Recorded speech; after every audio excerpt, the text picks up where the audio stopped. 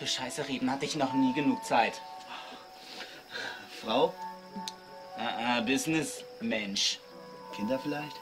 Nervende, kreischende, stinkende, furzende Pampersbomben? Du wirst heißer als heiß. Du wirst eine aufrechte Sitzposition brauchen. Hey, ich bin noch zu jung. Die Jugend hat dich vom Töten nicht abgehalten. Hey, ich habe einen Rabatt verdient. Woolworth ist pleite. Kann ich betteln? Stirb gefälligst aufrecht. Ey Mann, ein paar Tage in Vegas sind doch drin. Du hast so viele Quizshows gesehen, die sind auch pleite. Kumpels für immer.